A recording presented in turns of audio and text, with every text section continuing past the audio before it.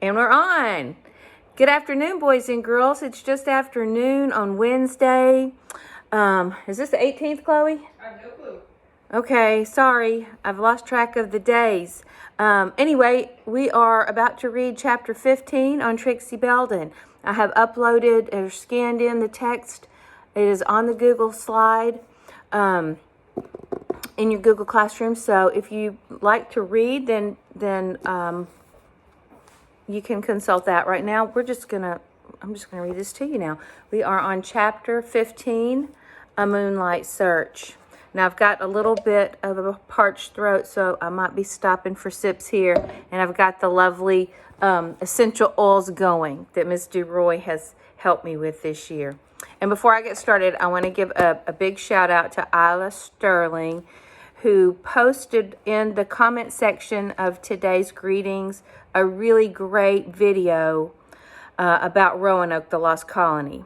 And I love it because it's so funny, but it's also connected to the content that we're learning. So if you want to share a video, make sure your mom sees it first, that she okays it, and it goes with something you're learning in either Mr. Centav's class or my class. All right, let's get started.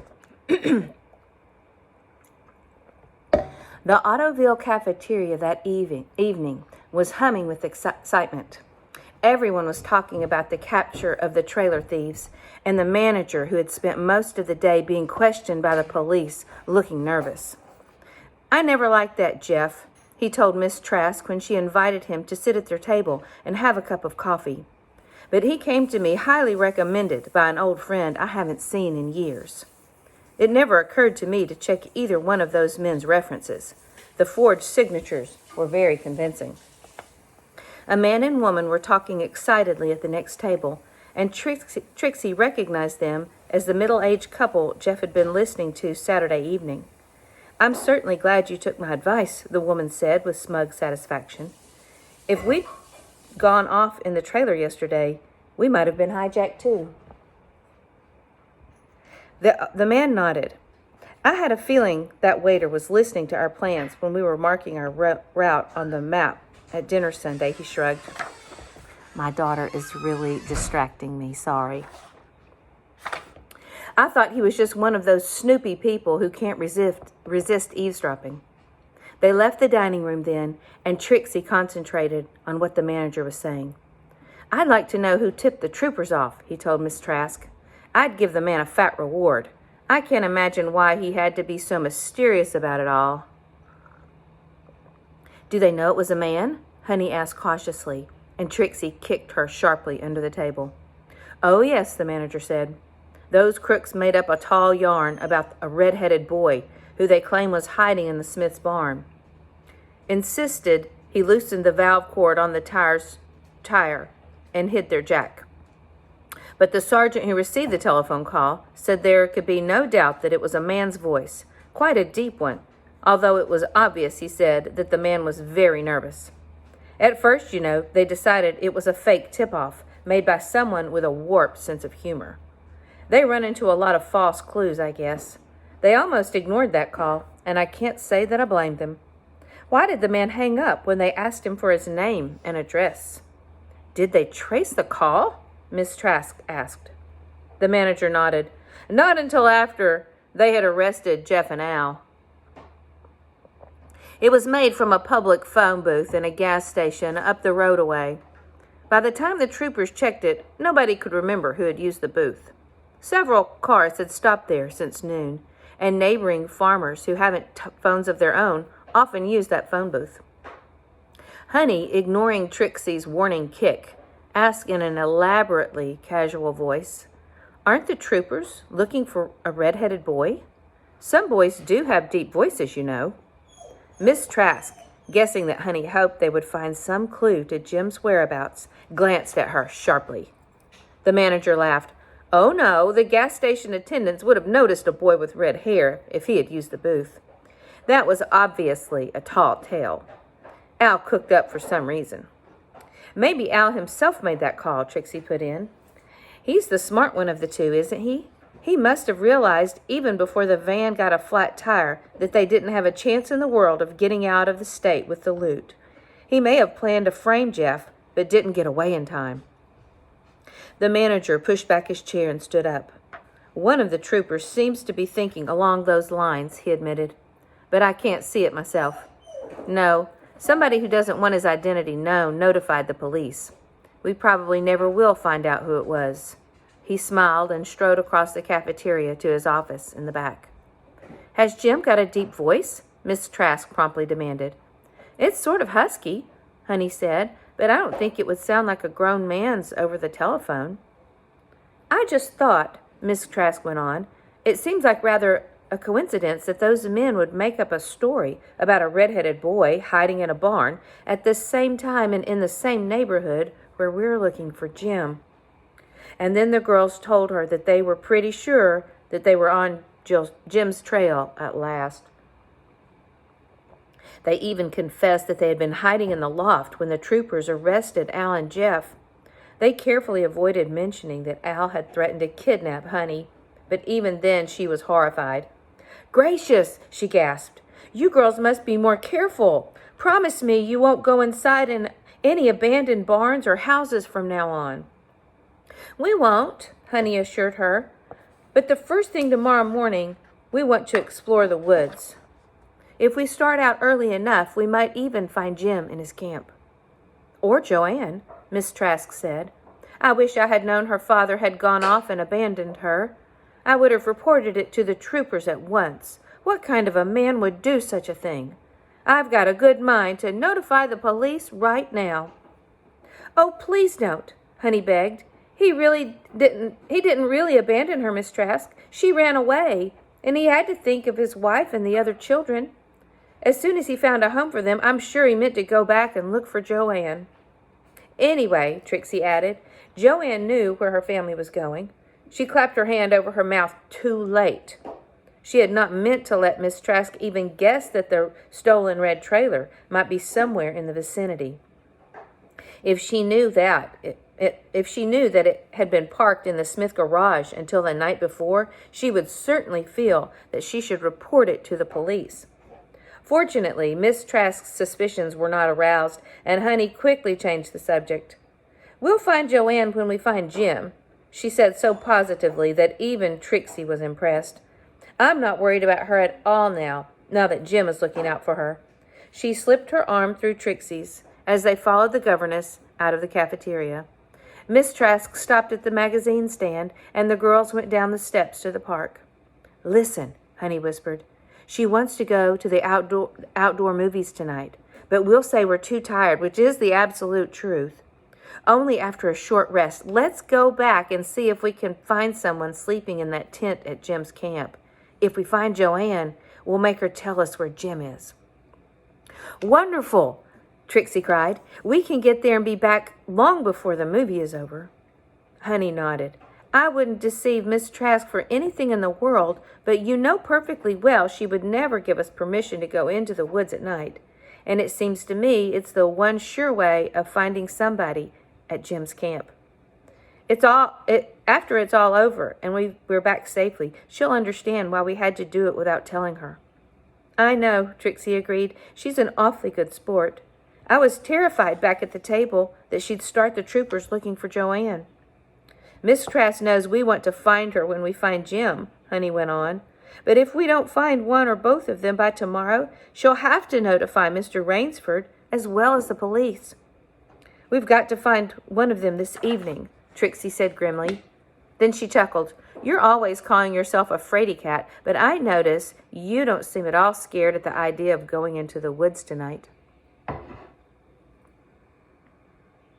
My phone's saying low battery. Okay, let's continue. Honey's hazel eyes widened in surprise. Of course not. It'll be as light as day with that big moon shining. It's still almost as bright as it was last Wednesday when you and I and Jim went for a moonlight ride, remember? I sure do, Trixie said, and I haven't forgotten how Reddy kept delaying our start. Oh, golly, she interrupted herself. That reminds me, where are those dogs now? Mistress joined them as they stopped by the swimming pool. "You girls look tired," she said. "I'll run along to the movie and let you topple into bed. You must go to sleep early if you want to look for Jim the first thing tomorrow morning." She smiled and hurried past them on her way to the parking lot. "Those dogs!" Honey groaned. "I can't remember now whether or not they were with us when we found Jimmy Crow's towel rack. Can you?" Trixie thought for a minute. "Reddy was. I was so disappointed and turned around to go home so suddenly I almost tripped over him." "That's right," Honey went on. "And I do remember now. He was with us when we got back to the trailer. He barged by us when we opened the door and jumped up on the couch when Miss Trask was reading. She pushed him down and brushed off his muddy footprints. I just took it for granted that Bud was with us too." They hurried to the Swan, and sure enough, Reddy was there, looking bored and hungry. But there was no sign of the little black Cocker Spaniel puppy. "We're perfectly awful, Honey," Trixie said as she opened a can of dog food. "We don't deserve to have pets if we can't take better care of them. The water in their pan hasn't been emptied and refilled for ages, I bet." "I did it this morning," Honey said quickly. "That's what I was doing when Miss Trask burned herself. Oh, dear, Trixie, where do you suppose Bud is?" Trixie grinned suddenly. "At least we have a good excuse now to go back in the woods across the road. He must be around there. Maybe his sense of direction is no better than ours. He is nothing but a puppy. So when he got tired of looking for us, he may have collapsed under a tree and gone to sleep." "I hope so," Honey said as she followed Trixie out of the Swan, carefully shutting Reddy inside. "The first thing I'm going to do when we get back home is to teach that little wretch to heel." Trixie laughed. "You'd better first train him to come when he's called. He's as bad as Reddy. He only comes when he hasn't anything better to do." "It seems to me," Honey complained as they hurried down the Autoville driveway, "that we never have less than 3 things to look for at the same time. Wouldn't it be heavenly if Bud met Jim in the woods and we found them both at the camp?" "Bud doesn't know Jim," Trixie objected. "Reddy does, but you always shut Bud inside the house when we went up to the mansion." "Bud knows Joanne," Honey pointed out. "He spent a whole morning in the red trailer. Maybe he's asleep in the tent with her right now." "It's too hot and too early for anyone to be asleep," Trixie said. "The movie started at 8, so it's only a little after that now." They walked along in silence until they came to the Pine Hollow Road. As they rounded the bend, they saw that Mr. Courier's automobile was no longer there. Then they cut through the woods. With the aid of their flashlight and the bright moonlight, they easily followed the path, and in a short while they arrived at the little camp in the clearing. There was no sign of life, and Bud did not appear in answer to their shouts and whistles. "The ashes are cold," Trixie said, patting the remnants of the fire between the 2 forked sticks. "Nobody has been cooking here today." Honey lifted the mosquito net flap to the tent. "Everything is exactly as we left it," she sighed. "Even that wrinkle in the blanket I forgot to smooth out after Bud yanked it off the bed." "Well, I'm going to leave a note for Jim," Trixie said, refusing to become depressed. "Sooner or later, he's bound to come back after his mug and Bible." "But we haven't any paper or pencil," Honey said, looking as though she were going to cry. "I'll tear off a label off one of the cans," Trixie told her, "and write on the back of it with a hunk of charred wood from the dead fire." "You're wonderful," Honey cried, cheering up as she slipped out of the tent and hurried back with a piece of charcoal. "What are you going to say?" Trixie thought for a minute, and then she wrote, "Jim, Honey and I are at the Autoville trailer camp. It is perfectly safe now for you to come see us. Trixie." "There isn't room for another word," she said, "but he trusts us, so he'll come. I'll stick the note inside his christening mug so he can't possibly miss seeing it." "Now what'll we do about Bud?" Honey demanded as they replaced the corner of the blanket over the foot of the bed and scrambled out of the tent.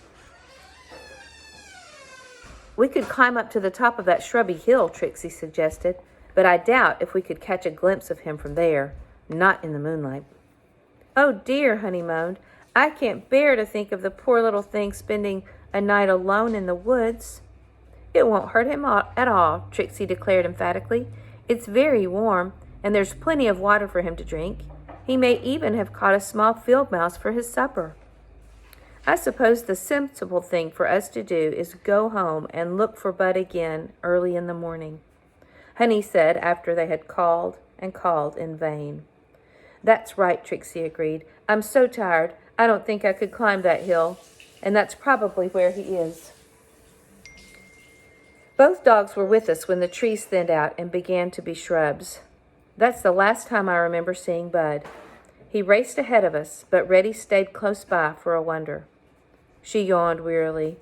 "I'm exhausted too," Honey admitted. "Let's give up." On the way home, Trixie suddenly thought of something, but she decided not to say anything to Honey for fear of arousing false hopes. What Trixie thought of was a little barefoot girl in a patched sunsuit, cradling a black puppy to her thin body.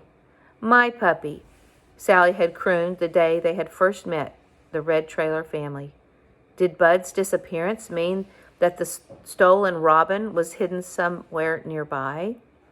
"If it is," Trixie whispered to herself as she curled up in bed, "we should be able to see it from the top of that shrub-covered rise of land. Maybe Jimmy Crow has done us a favor after all. If it hadn't been for his shiny towel rack, I would have never noticed that mound." And that is the end of chapter 15. I'll be coming back tomorrow to read chapter 16, A Surprising Slide. And maybe my daughter won't be making tons of noise tomorrow, distracting me just a little bit. All right, y'all be good. Look forward to an update today on a little tutorial on how to upload things to Google Classroom and assignments. Bye.